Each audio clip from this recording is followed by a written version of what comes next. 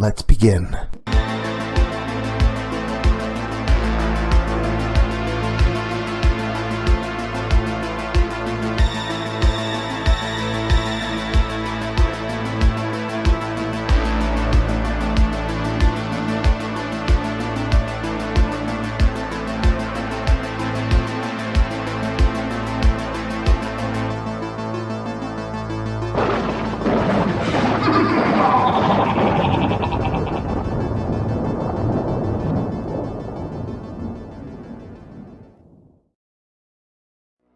Hey there, scary story fanatics. Welcome back to Cleaving Thought from Bone with your host, Sociopathic. We all could use a good read, like from this skin book. No, wait, that's a skin mag. How about this skin book? No, wait, that's the Necronomicon. Well, while I search, you listen to the skinny of tonight's precarious plot that Doughboy420 likes to call the Skin Book.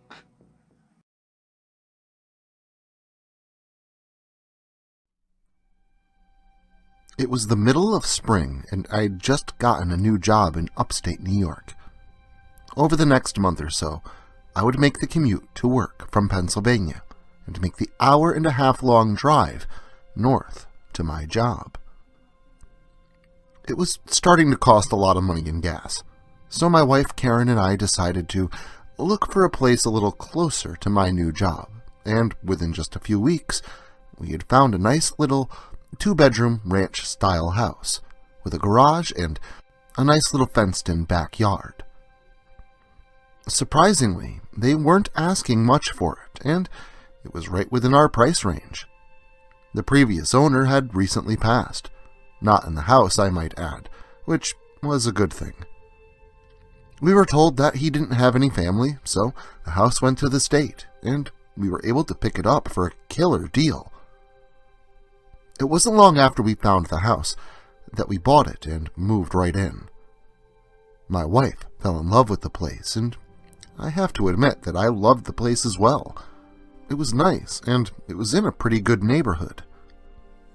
The first few months were great.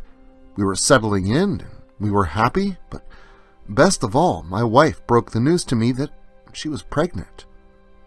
The two of us were overjoyed at the thought of having a little one running around.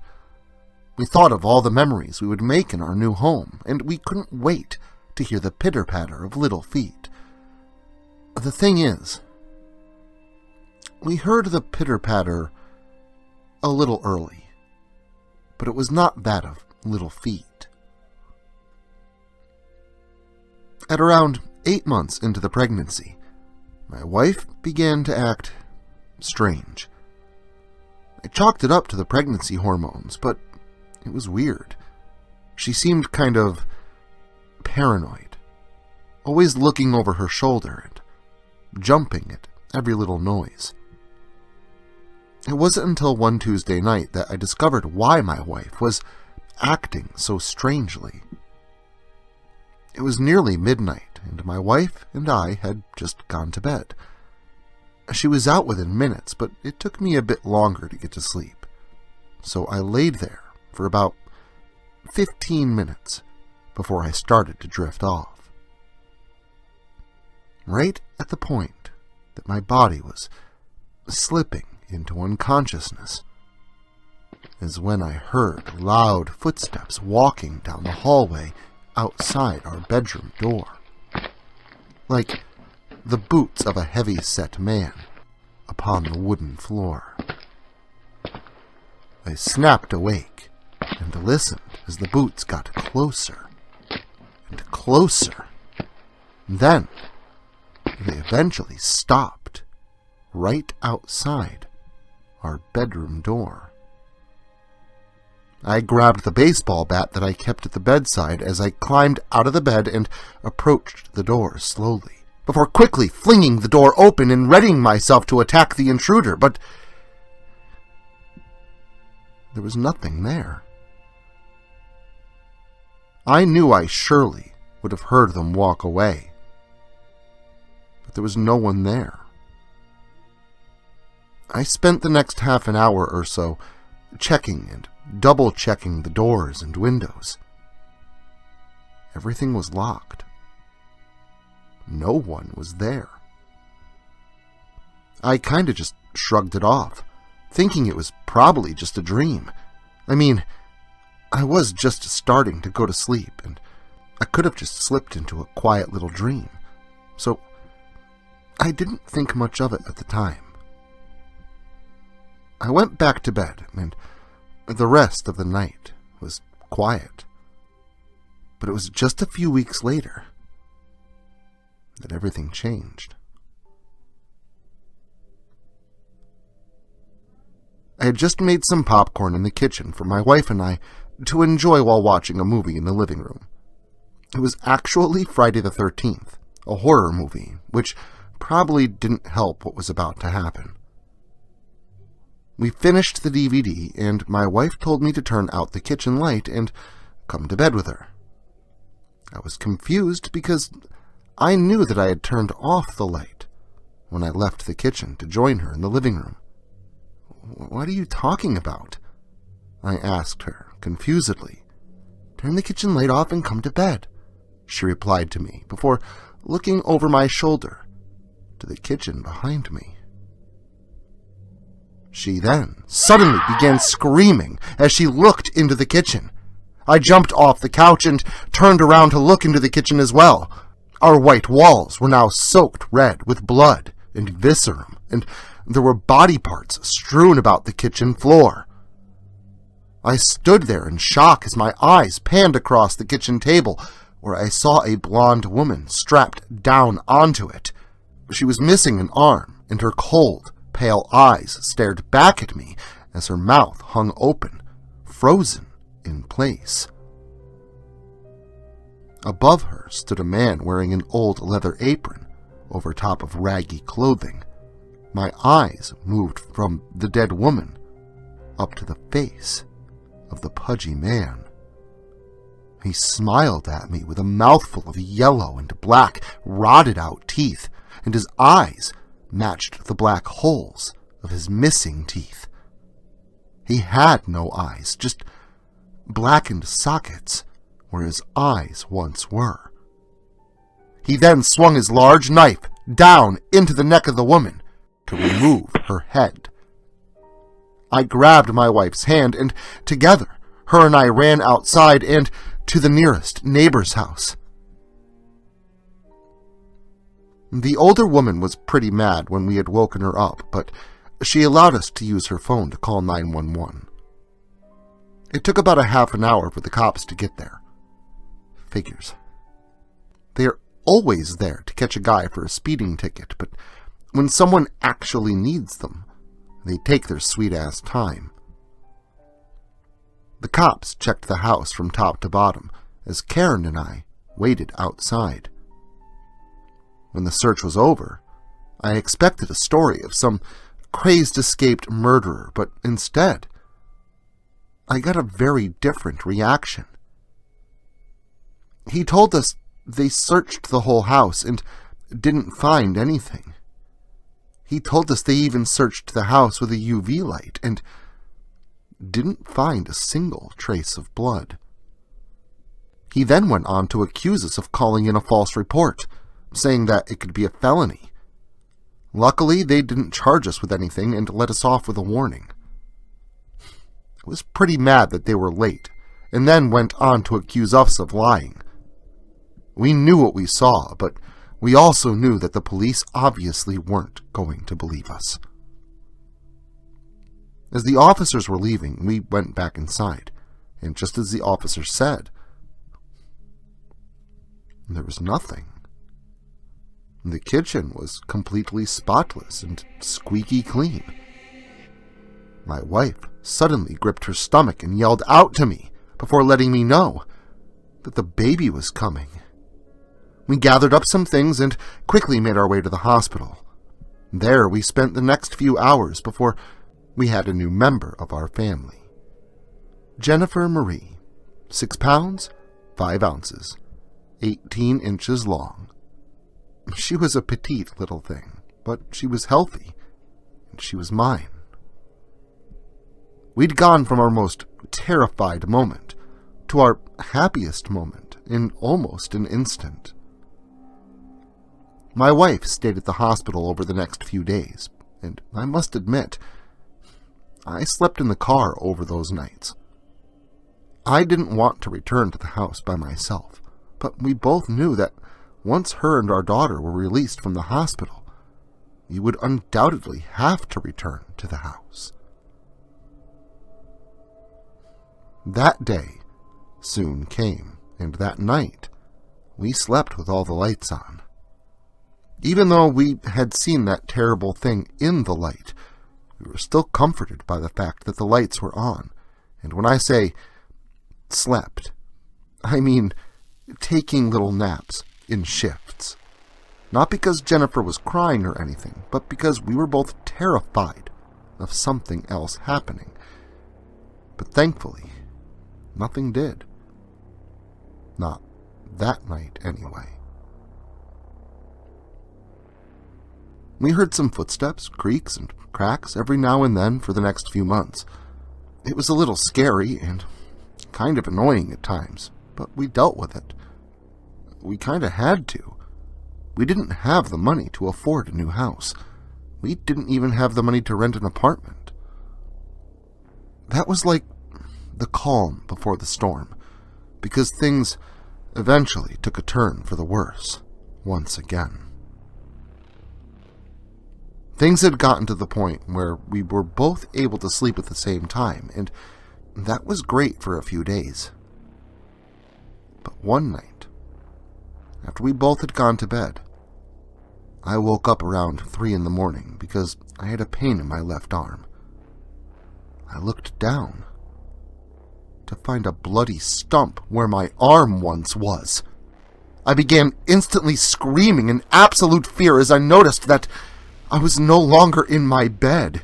Instead, I was strapped down onto the kitchen table, and the same man that we had seen with the rotten teeth and missing eyes was now standing over me with a knife in his hand.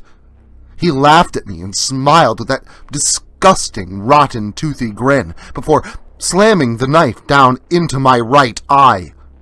I suddenly snapped awake in the darkness in a panic. I was breathing heavy, but I was comforted to know that it was just a dream, so I tried to relax back into my bed. But then I realized I wasn't in my bed. I was laying upon a cold, hard surface. I looked around, and instead of seeing the nightstands and dresser of my bedroom, I saw the counters and refrigerator of the kitchen. I was laying on the kitchen table. I quickly got up and ran into the bedroom in a panic. I explained to my wife what had happened to me, nearly crying in fear. That night we brought Jennifer's crib into our room, and we all slept in the same room together.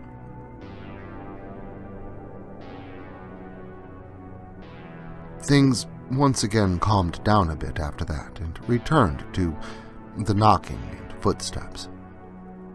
It was like this thing, whatever it was, had to gain up power before it could do its big finale. We didn't know what else it had in store for us, but I decided that I wasn't going to wait around for it.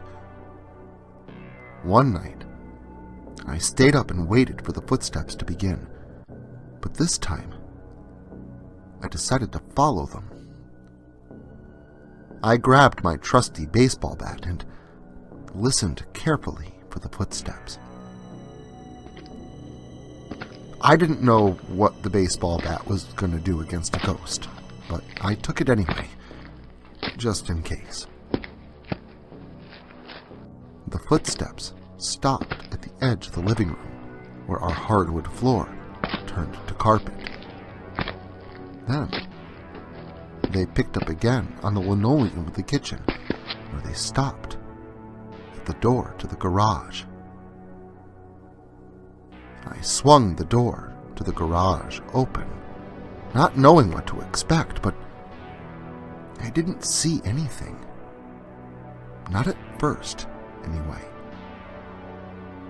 Then, I noticed that the access panel to the attic was open a few inches, and I heard the footsteps again, but this time they were above me.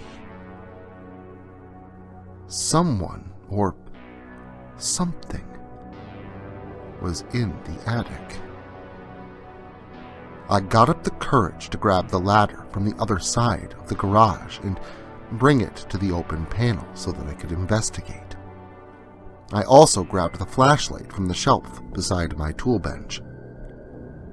I climbed the ladder and scanned around the attic with my flashlight.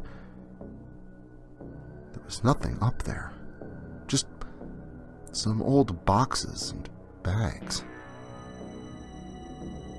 I was about to give up and go back to bed when I saw some movement out of the corner of my eye. I shined the light over there, and I didn't see anything right away. But then I noticed that the dust beneath an old cardboard box had been disturbed. There was a perfect 90-degree angle where it went from dust to a small patch of clean wood floor.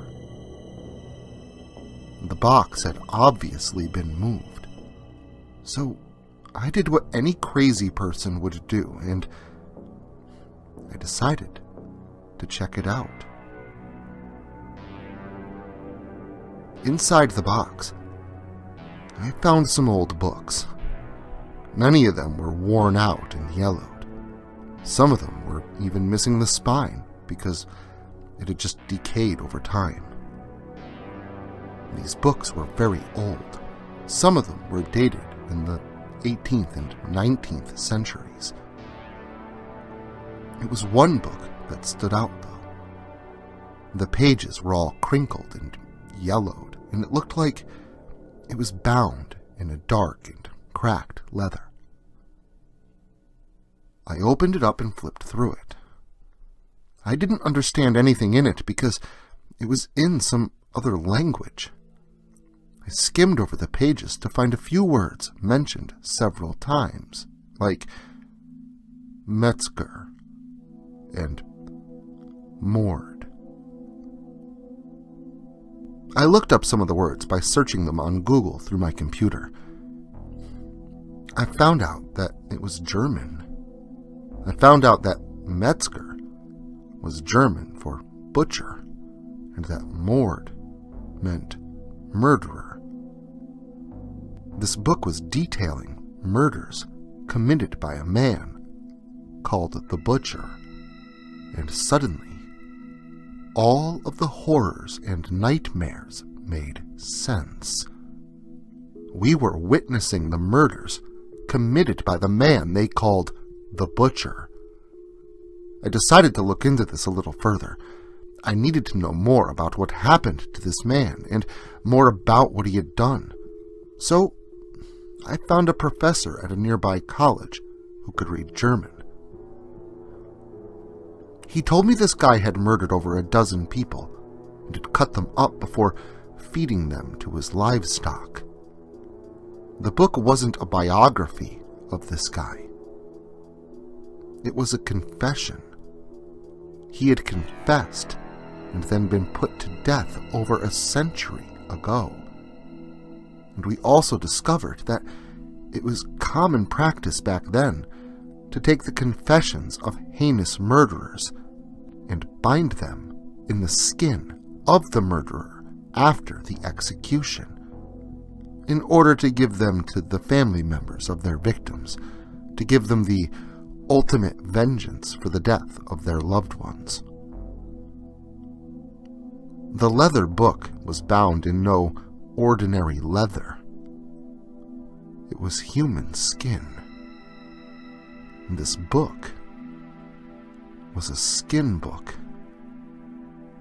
The professor told me that I hit the jackpot, that these things were worth a fortune to the right bidder. Now, call me stupid, and maybe I am, but I wasn't about to let someone else live through the same thing that I had just lived through. So later that day, I took the book out into the woods across town and burned it to ashes. I may have lost out on a lot of money, but the peace in our house afterwards was worth it. I don't care about money, just the safety of my family. Well, it seems that one good death deserves another, and at that, turn the page. But there's no need to fillet your skin to see what happens next. Just stop by again next weekend. And until then, make sure to like, share, subscribe, and turn on notifications so I can catch you all again next Saturday.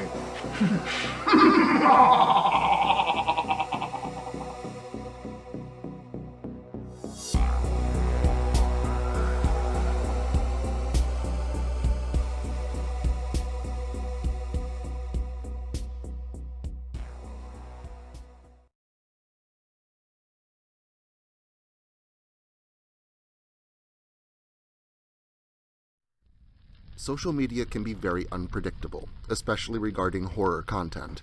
If this content gets removed, all new content will be simultaneously presented on various websites provided in the description to this video.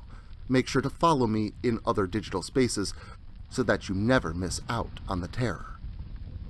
Also, if you like this video, make sure to leave a comment and hit the like button. It helps the channel a lot. If you're new to the channel and you enjoy what's here, consider hitting that subscribe button and the notification bell so that you never miss an upload. Writing is a dream of mine, and it's all of you that make that dream come true.